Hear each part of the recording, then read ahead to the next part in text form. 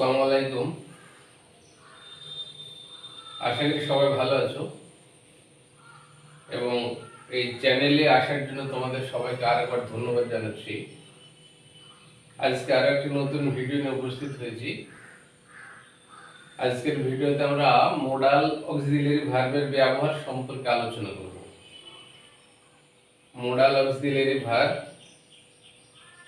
আর defective verb এদের ব্যবহার সম্পর্কে আমরা একটা একটা করে আলোচনা করব। খুবই গুরুত্বপূর্ণ ভিডিও, এটা মনোযোগ দিয়ে দেখবে প্রথম থেকে শেষ পর্যন্ত এবং খাতাতে তোমরা নোট করে নেবে, ঠিক আছে? তাহলে আমরা মূল আলোচনায় ফিরে যাই। দেখো, মোডাল অক্সিলারি ভার্ব এর আগের ভিডিওতে আমি তোমাদের আলোচনা করেছি। টোটাল অক্সিলারি ভার্ব সম্পর্কে আলোচনা করা হয়েছে, তার মধ্যে একটা ভাগ মোডাল অক্সিলারি ভার্ব ছিল। তো সেখানে মোডাল অক্সিলারি ভার্বের ব্যবহার বলা হয়নি, শুধু মোডাল অক্সিলারি ভার্বগুলোর নাম উল্লেখ করা হয়েছিল। তো এখানে আমরা মোডাল অক্সিলারি ভার্ব এর ব্যবহার একটা একটা করে আলোচনা করব। আমরা মোট অক্সিলারি ভার্ব আমরা দেখেছিলাম 25টা আছে। তার মধ্যে মোডাল অক্সিলারি ভার্ব তোমার আমরা 13টা পাই আর কি। সে মোডাল অক্সিলারি ভার্ব তার মধ্যে কিছু আছে সেন্ট্রাল মোডাল ভার্বস আর কিছু আছে সেমি মোডাল ভার্বস। তো সেন্ট্রাল মোডাল ভার্বস তোমার 9টা আছে। সেন্ট্রাল মোডাল ভার্বস আছে 9টা আর সেমি মোডাল ভার্ব আছে 4টি। টোটাল 13টা হচ্ছে তোমার মোডাল অক্সিলারি ভার্ব। তো সেন্ট্রাল মোডাল ভার্ব কোনগুলা?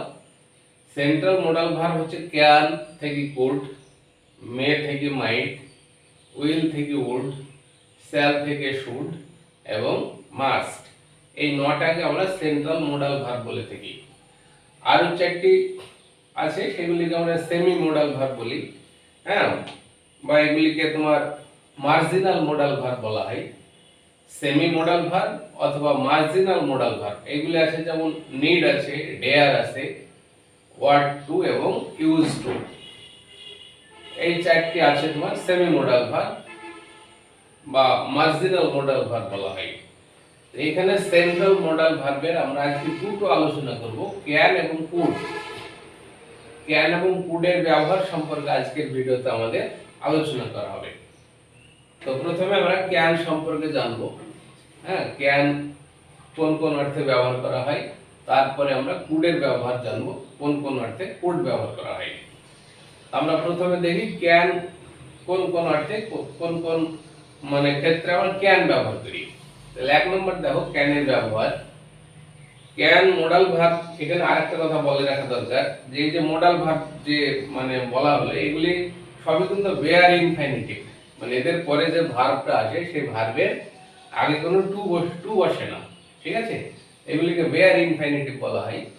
বেয়ার ইনফিনিটিভ সম্পর্কে আগের ভিডিওতে আলোচনা করা হয়েছে। তো এখন ক্যানের ব্যবহার 1 নম্বর দেখো, ক্যান আমরা অ্যাবিলিটি বোঝাতে ব্যবহার করি। টু এক্সপ্রেস অ্যাবিলিটি সামর্থ্য বোঝাতে আমরা ক্যান ব্যবহার করি। কতগুলো एग्जांपल, যেমন ধরো he can speak in French fluently. সে ফরাসি ভাষায় সাবলীলভাবে কথা বলতে পারে। ফরাসিতে কথা বলার তার সামর্থ্য আছে, অ্যাবিলিটি আছে। তো এই অ্যাবিলিটি বোঝাতে আমরা ক্যান ব্যবহার করি, ঠিক আছে? বা হয়তো বললাম I can drive motorcycle. I can drive motorcycle. Motorcycle আমি চালাতে পারি। মোটরসাইকেল চালানোর আমার অ্যাবিলিটি আছে। বা they can do the work. তারা কাজটি করতে পারে। they can do the work. এই কাজটি করার সামর্থ্য তাদের রয়েছে। তো এই সামর্থ্য অ্যাবিলিটি বোঝাতে আমরা ক্যান ব্যবহার করি। এবং ক্যানের পরে যে ভার্বটা লিখছি তার আগে কোনো টু লিখছি না, ক্যান টু ঊর্ধ্ব থাকে, ঠিক আছে? সেই জন্য এই ক্যানের পরে যে ভার্বগুলো আছে এগুলোকে আমরা বেয়ার ইনফিনিটিভ বলে থাকি। তাহলে 1 নম্বর আমরা জানলাম যে ক্যান অ্যাবিলিটি বোঝাতে বসে, সামর্থ্য, টু এক্সপ্রেস অ্যাবিলিটি। এবার দ্বিতীয় দেখো, ক্যান তোমার পসিবিলিটি বোঝাতে ব্যবহার করা হয়, সম্ভাবনা। টু এক্সপ্রেস পসিবিলিটি, সম্ভাবনা বোঝাতে ক্যান কেমন ব্যবহার হয়? যেমন railways can be improved. Railways can be improved, এরকম হয়তো বললাম যে রেলপথের বা রেলের উন্নতি করার সম্ভাবনা রয়েছে, রেলের উন্নতি করা যেতে পারে, রেলওয়েজ ক্যান বি ইমপ্রুভড। বা হয়তো আরো একটা এক্সাম্পল যদি দেওয়া যায় যে lightning can be dangerous, lightning can be dangerous মানে বজ্রপাত, যেটা লাইটনিং বজ্র বিদ্যুৎ, সেটা বিপজ্জনক হওয়ার সম্ভাবনা আছে, বিপজ্জনক হতে পারে, লাইটনিং ক্যান বি ডেঞ্জারাস। তাহলে এইরকম আমরা পসিবিলিটি বোঝাতে ক্যান ব্যবহার করছি।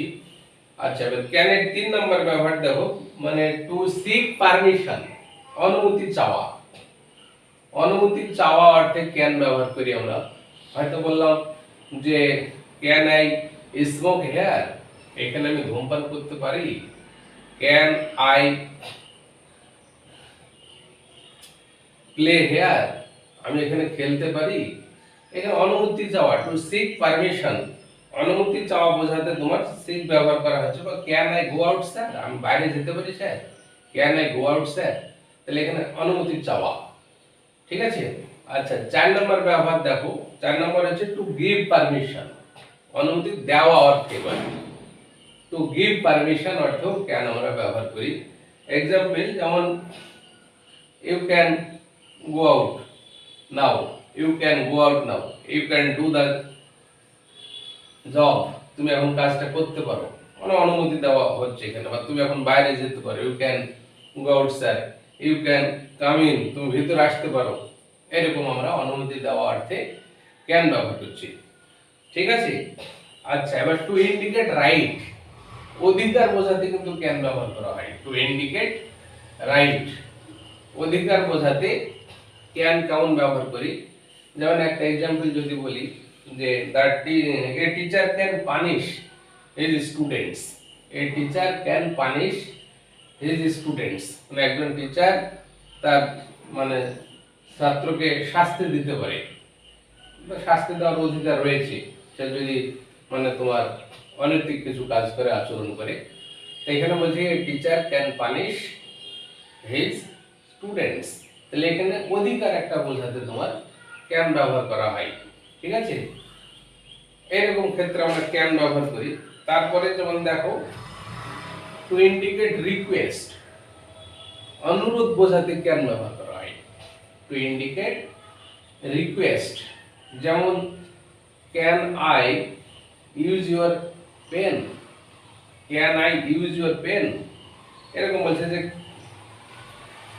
বা can you give me your pen, তুমি তোমার পেনটা আমাকে দিতে পারো, মানে একটু রিকোয়েস্ট করে বলা হয়েছে আর কি, can you give me your pen.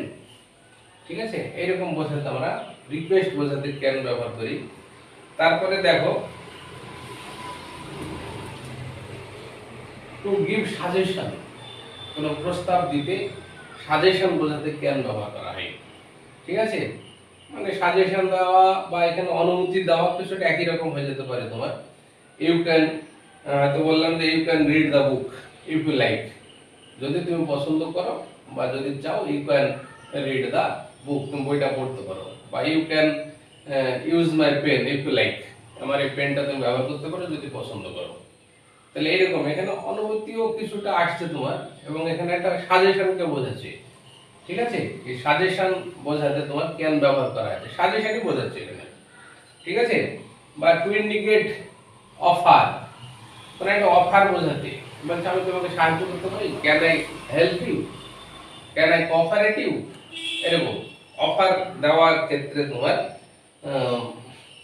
Can ব্যবহার করা হয়। আরো একটা एग्जांपल যদি দিই, can I carry your bag, আমি তোমার ব্যাগটা মানে বহন বহন করে দিতে পারি, can I carry your bag, এরকম। তাহলে এখানে অফার মানে একটা সহযোগিতার অফার বোঝাতে তোমরা এখানে আমরা ক্যান ব্যবহার করছি। আচ্ছা, এবার দেখো আরো এক ধরনের ব্যবহার ক্যানের, যে পারফেক্টিভ অ্যাসপেক্ট, পারফেক্টিভ অ্যাসপেক্টের ক্ষেত্রে তোমার ক্যান ব্যবহার করি আমরা। ক্যানের পরে একটা হ্যাভ লিখতে হয় এবং তারপরে থার্ড ভার্ব লিখতে হয়। পারফেক্টিভ অ্যাসপেক্টের ক্ষেত্রে can plus have plus third verb. ঠিক আছে, এরকম ক্ষেত্রে একটা অনুমান বোঝাবে, পারফেক্টিভ অ্যাসপেক্টে কোনো একটা অনুমান বোঝাতে। পারফেক্টিভ মানে কি, তোমার পারফেক্ট টেন্স, যেটা পুরা ঘটিত। ঠিক আছে? অ্যাসপেক্ট দুই রকমের আছে, একটা পারফেক্টিভ অ্যাসপেক্ট আর একটা প্রগ্রেসিভ অ্যাসপেক্ট। প্রগ্রেসিভ অ্যাসপেক্ট মানে কন্টিনিউয়াস, ঘটমান, আর পারফেক্টিভ মানে হচ্ছে পুরাঘটিত। তো এই পারফেক্টিভ অ্যাসপেক্টে আমরা ক্যানকে ব্যবহার করি, তার সঙ্গে একটা হ্যাভ ব্যবহার করতে হবে এবং তারপরে ভার্বের থার্ড ফর্ম ব্যবহার করতে হবে, ঠিক আছে? এবং অনুমান বোঝাবে সেই ক্ষেত্রে। যেমন একটা এক্সাম্পল যদি, হোয়ার can she have gone, where can she have গন মানে সে কোথায় যেতে পারে, সে কোথায় গিয়েছে বা সে কোথায় যেতে পারে বা কোথায় যাওয়ার একটা মানে সম্ভাবনা রয়েছে, একটা অনুমান বোঝাচ্ছে আর কি, where can she have gone, ঠিক আছে? বা হয়তো I can have done the sum, I can have done the sum বলছে যে অঙ্কটি আমি মনে হয় করিয়াছি, অঙ্কটি মনে হয় করিয়াছি মানে একটা অনুমান বোঝাচ্ছে যে I can have done the সাম।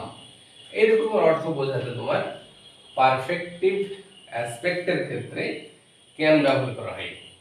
মাথায় রাখতে হবে যে ক্যানের পরে একটা হ্যাভ ব্যবহার করতে হবে, হ্যাজ কিন্তু বলবে না, have, can plus have plus third verb, এরকমের ক্যানের ব্যবহার আমরা করে থাকি।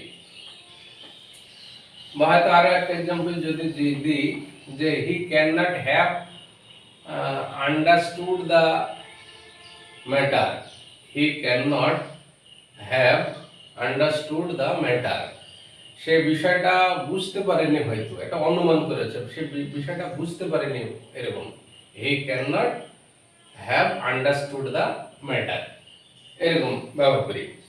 আচ্ছা, এই হচ্ছে তোমার ক্যানের ব্যবহার। তাহলে ক্যানের এই যে বিভিন্ন সেন্স আমরা ক্যান ব্যবহার করছি, এগুলো তোমরা খুব ভালো করে মানে মনে রাখবে এবং খাতায় নোট করে নেবে। এগুলো অনেকটা কাছাকাছি, মানে কনফিউজিং হতে হয় মাঝে মাঝে, এগুলো ভালো করে মানে মনে রাখার চেষ্টা করবে। আচ্ছা, এবার দেখো কুডের ব্যবহার। কুডের ব্যবহার কিছুই না, তোমার ক্যানের পাস্ট টেন্স হিসেবে আমরা কুড ব্যবহার করি আর কি। হ্যাঁ, এরকম কতগুলো অর্থে কুড ব্যবহার করা হয়। তাহলে এক নম্বর হচ্ছে মানে past tense of can, could ক্যানের পাস্ট টেন্স হিসেবে আমরা ব্যবহার করি। একটা এক্সাম্পল দেখো, তাহলে ক্লিয়ার হয়ে যাবে। যেমন এখানে হয়তো বললাম যে she could study, she could study when she was 4, যখন তার বয়স 4 বছর ছিল তখন সে পড়তে পারতো, মানে পড়ার একটা তার অ্যাবিলিটি ছিল, মানে ক্যানের পাস্ট টেন্স হিসেবে কিন্তু পারতো, যখন 4 বছর বয়স তখন সে পড়তে পারতো। she could study when she was 4 মানে তার বয়স যখন 4 ছিল। তাহলে এখানে অ্যাবিলিটি বোঝাচ্ছে এবং মানে তোমার ক্যানের পাস্ট টেন্সকে বোঝাচ্ছে, অতীতকালকে বোঝাচ্ছে। তাহলে এরকম ক্ষেত্রে আমরা ব্যবহার করছি তোমার, ঠিক আছে? বা হয়তো he could do the work, সে কাজটা করতে পারতো, he could do the work, সে কাজটা করতে পারতো। হি কুড ডু দা সাম, সে অঙ্কটা করতে পারতো। এরকম সেন্সে আমরা কুড ব্যবহার করছি। তারপরে দেখো একটা রিকোয়েস্ট এবং পোলাইটনেস, রিকোয়েস্ট এবং পোলাইটনেস বোঝাতে আমরা কুড ব্যবহার করি। যেমন could you lend me 5 rupees, could you lend me 5 rupees, তুমি আমাকে 5 টাকা ধার দিতে পারো, এটা পোলাইটনেস বোঝাচ্ছে, ভদ্রতা এবং কোশ্চেন করা বোঝাচ্ছে। তোমার মানে রিকোয়েস্ট আছে, পোলাইটনেস আছে, এরকম একটা কোশ্চেন করার ক্ষেত্রে আমরা কুড ব্যবহার করি। Could you lend me your pen, could you lend me your pen, তোমার পেনটা আমাকে একটু ধার দিবে, এরকম ধার দিতে পারো, এরকম ক্ষেত্রে আমরা কুড ব্যবহার করছি, মানে রিকোয়েস্ট এবং পোলাইটনেস বোঝাতে। আচ্ছা, তারপরে দেখো টু সিক পারমিশন, এখানে অনুমতি চাওয়ার ক্ষেত্রে কুড ব্যবহার করা হয়। আমরা আগেও দেখলাম ক্যান অনুমতি চাওয়ার ক্ষেত্রে ব্যবহার করা হয়েছে। যেমন he could borrow my mike, he could borrow my bike if he liked, সে আমার বাইকটাকে ব্যবহার করতে পারতো, ধার নিতে পারতো যদি সে মানে পছন্দ করতো, তার যদি মানে ভালো লাগতো বা পছন্দ করতো, তাহলে সে আমার বাইকটাকে সে ধার নিতে পারতো। He could borrow my bike if he liked. বা হয়তো could I ask you something, আমি আপনাকে কিছু জিজ্ঞাসা করতে পারতাম, could I ask him something, এখানে অনুমতি চাওয়া, টু সেক পারমিশন বোঝাচ্ছে। Could I ask you something, কিছু আমি জিজ্ঞাসা করতে পারতাম, এরকম ক্ষেত্রে কুড ব্যবহার করছি। আচ্ছা, তারপরে দেখো পসিবিলিটি বোঝাতে কুড ব্যবহার করা হয়। এগুলো সবই পাস্ট টেন্সে ব্যবহার করছি। হ্যাঁ, এবং পসিবিলিটি সম্ভাবনা, পসিবিলিটি বোঝাতে ক্যান ব্যবহার করা হয়, আমরা আগে দেখেছি। পসিবিলিটি বোঝাতে কুডের ব্যবহার যেমন দেখো, হি could be telling lies, he could be telling lies, তার মিথ্যা কথা হয়তো সে বলতো, মানে মিথ্যা কথা বলার একটা তার তো সম্ভাবনা ছিল, এরকম একটা বোঝাচ্ছে possibility. He could be telling lies. বা হয়তো এখানে বলা হলো যে could you have left it in the office, could you have left it in the office, তুমি এটা অফিসে রেখেছিলে, একটা সম্ভাবনা, অফিসে রাখার কি কোনো সম্ভাবনা ছিল, could you have left it in the office, এরকম পসিবিলিটি বোঝাচ্ছে। আচ্ছা, আর একটা সেন্সে ব্যবহার করা হয় কুড, সেটা হচ্ছে কাউকে যখন আমরা একটু ক্রিটিসাইজ করি বা কারোকে একটু রিভিউ, একটা বকাবকি একটু করি, তিরস্কার করি, হ্যাঁ, কোন একটা মানে কাজের জন্য, কোনো কাজের জন্য কোনো ব্যক্তির যখন সমালোচনা করা বা তাকে একটু তিরস্কার করা, বকাবকি করা, এরকম ক্ষেত্রে আমরা কিন্তু তোমার কুড ব্যবহার করি। ঠিক আছে, যেমন একটা এক্সাম্পল এখানে দেখো, it was a place where anything could happen, it was a place where anything could happen, এটা এমন একটা জায়গা ছিল যেখানে যে কোনো কিছু ঘটতে পারতো, যে কোনো কিছু ঘটতে পারতো। এখানে তাহলে ওই জায়গাটাকে এখানে ক্রিটিসাইজ করছে, ওই জায়গাটা সম্পর্কে এখানে মানে সমালোচনা করা হয়েছে, মানে জায়গাটা খারাপ দিকটাকে আমরা হয়তো তুলে ধরছি এখানে, যে it was a place where anything could happen. ঠিক আছে, বা হয়তো আর একটা এক্সাম্পল এখানে দেখো, I could go to your house, I could go to your house if that would help, বলছে আমি তোমার বাড়িতে যেতাম, ইফ দ্যাট উড হেল্প, যে যদি ওটা তোমার মানে সাহায্যে আসতো, বলছে আমার যাওয়াটা যদি তোমার সহযোগিতায় আসতো বা তোমাকে সহযোগিতা করতো, তাহলে আমি তোমার বাড়ি যেতাম। এরকম এটা ওই যাওয়াটা ক্রিটিসাইজ করছে, এখানে যাওয়াটাকে এখানে ব্যাখ্যা করা হয়েছে, এরকম সেন্সে আমরা কুড ব্যবহার করি, যদিও পাস্ট টেন্সে বোঝাচ্ছে কেনে। আচ্ছা, আরো একটা দেখো, could have plus third verb, মানে এটাও তোমার কোনো মানে তোমার একটা ঘটনার অনুমান সম্পর্কে কোনো অনুমান বোঝাতে তোমার কুড হ্যাভ প্লাস থার্ড ভার্বের ব্যবহার করা হয়। যেমন হয়তো বললাম যে he could have been the prime minister, he could have been the prime minister, সে প্রধানমন্ত্রী হতে পারত, তার মানে এখানে কি বোঝাচ্ছে, প্রধানমন্ত্রী হওয়ার একটা সম্ভাবনা ছিল, এখানে অনুমান বোঝাচ্ছে। হি could have been the prime minister, he could have been the president. ঠিক আছে, তাহলে could have plus third verb, could have plus third verb, এটা পাস্ট টেন্স বোঝাচ্ছে, অতীতকাল বোঝাচ্ছে এবং এটা অনুমান বোঝাচ্ছে, এরকম ক্ষেত্রে আমরা could have plus third verb ব্যবহার করছি। আরো একটা এক্সাম্পল এখানে দেখো, বা he could have been an IPS officer, he could have been an IPS officer, সে একজন আইপিএস অফিসার হতে পারত, he could have been an IPS officer. ঠিক আছে, একটা অনুমান মানে একটা গেস, একটা ইমাজিনেশন এখানে থাকছে, তোমার সাপোজিশন থাকছে এখানে। তো এই রকমের সেন্সে আমরা কুড ব্যবহার করে থাকি। তো এই যে আমরা ক্যান এবং কুডের ব্যবহার আজকের ভিডিওতে আলোচনা করলাম, এই ভিডিওটা তোমরা মানে কয়েকবার দেখবে এবং এই পয়েন্টসগুলোকে খাতায় নোট করবে। হ্যাঁ, অনেক সময় দেখলা তালগোল পাখি যায়, তাহলে দেখবে ক্যান এবং কুডের ব্যবহার সম্পর্কে ধারণা ক্লিয়ার হয়ে গেছে। ঠিক আছে, আজকের ভিডিও আমি এখানেই শেষ করছি। সবাই ভালো থেকো, আসসালামু আলাইকুম।